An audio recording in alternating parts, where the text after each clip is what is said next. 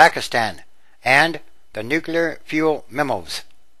Less than a month after President Obama testily assured reporters in 2009 that Pakistan's nuclear materials will remain out of militant hands, his ambassador here sent a secret message to Washington suggesting that she was worried about just that.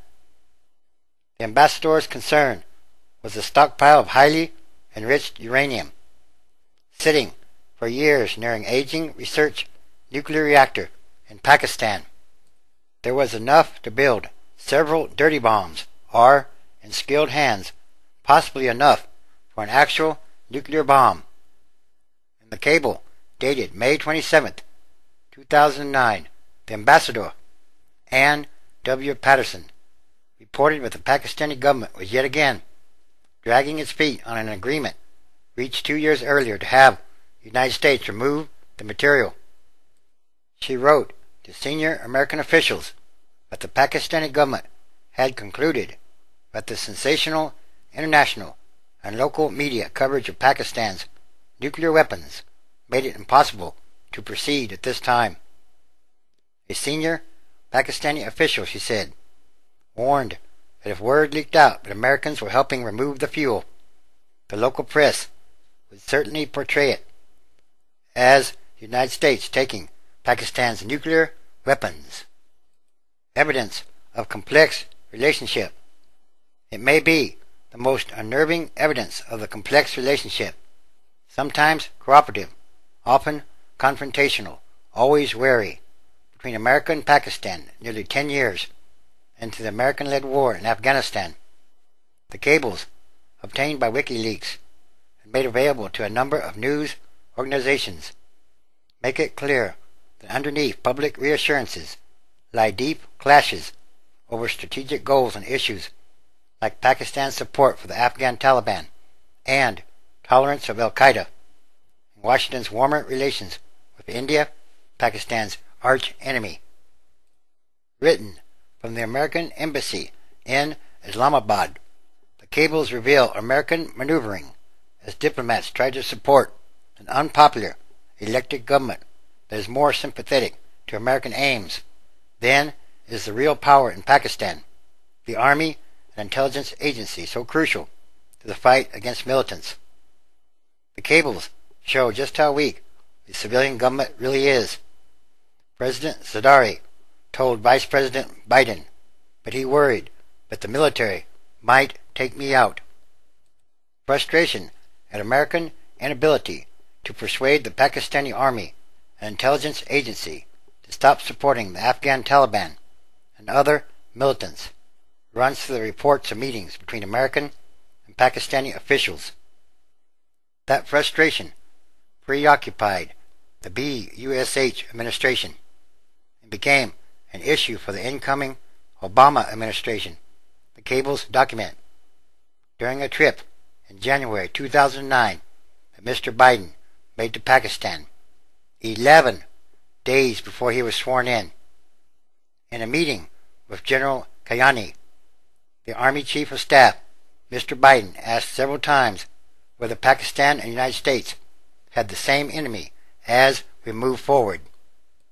The United States needs to be able to make an objective assessment of Pakistan's part of the bargain, Mr. Biden said, according to a February 6, 2009 cable. General Kayani tried to reassure him, saying, "We are on the same page in Afghanistan, but there might be different tactics." Mr. Biden replied that results would test that. The cables reveal at least one example of increased cooperation, previously undisclosed, under the Obama administration. Last fall, the Pakistani army secretly allowed 12 American Special Operations soldiers to deploy with Pakistani troops in the violent tribal areas near the Afghan border. The Americans were forbidden to conduct combat missions, even though their numbers were small. Their presence at Army headquarters in South Waziristan and North Waziristan was a sea change in thinking, the embassy reported.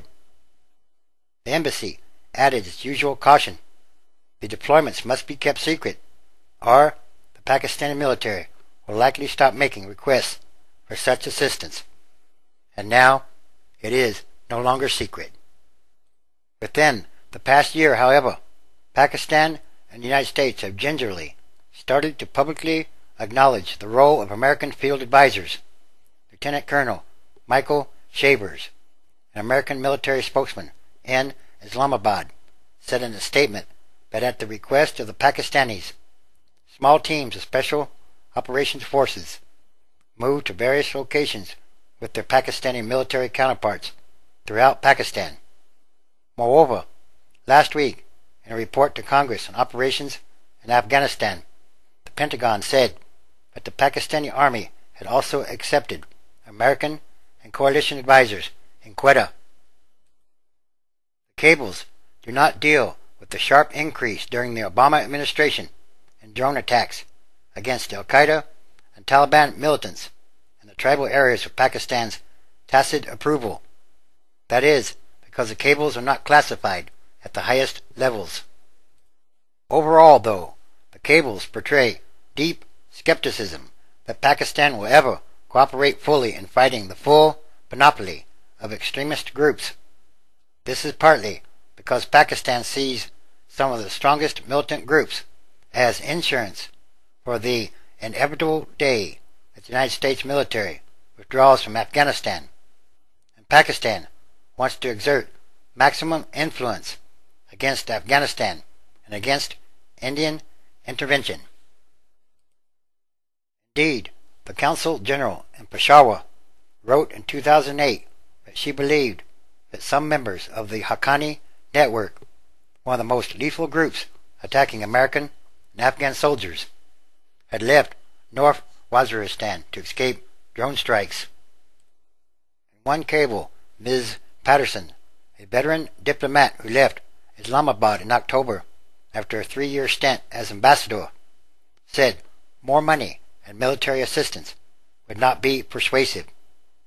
There is no chance that Pakistan will view enhanced assistance levels in any field as sufficient compensation for abandoning support for these groups, which it sees as an important part of its national security apparatus against India. Afghanistan. In a rare tone of dissent with Washington, she said Pakistan would only dig in deeper if America continued to improve ties with India, which she said feeds Pakistani establishment paranoia and pushes them closer to both Afghan and Kashmir-focused terrorist groups. The highly enriched uranium that she wanted removed from the research reactor came from the United States in the mid-1960s. In those days, under the Atoms for Peace program, very little thought was given to proliferation, and Pakistan seemed too poor and backward to join the nuclear race. But that has changed, and by May 2009, her terse cable to the State and Defense Departments, among others, touched every nerve in the fraught relationship, mutual mistrust, the safety of the world's fastest-growing nuclear arsenal, broken promises, and a pervasive fear that any talk about Pakistan's vulnerability would end whatever cooperation existed. The ambassador's comments help explain why Mr. Obama and his aides have expressed confidence in Pakistan's nuclear security when asked in public. But at the beginning of the administration's review of its Afghanistan and Pakistan strategy, a highly classified intelligence report delivered to Mr. Obama said that while Pakistan's weapons were well secured, there was deep, continuing concern about insider access, meaning elements in the military or intelligence services. In fact, the ambassador in a February 4, 2009 cable wrote that our major concern is not having an Islamic militant steal an entire weapon, but rather the chance someone working in GOP, Government of Pakistan faculties, could gradually smuggle enough material out to eventually make a weapon. And yes, that is a very real possibility. President Obama's review concluded by determining that there were two vital American interests in the region. One was defeating al-Qaeda. The second, not previously reported, was making sure terrorists could never gain access to Pakistan's nuclear program. That goal was classified to keep from angering Islamabad. And now, it's no longer classified. It's out in the open. And again, all these were more signs of the times, the end times, transition days, which is a continuing day-by-day process. In other words, everything that must change quickly or rapidly, and for the better. Because it's about what kind of world are we leaving to the future generations. Again, Revelation chapter 16, verse 8.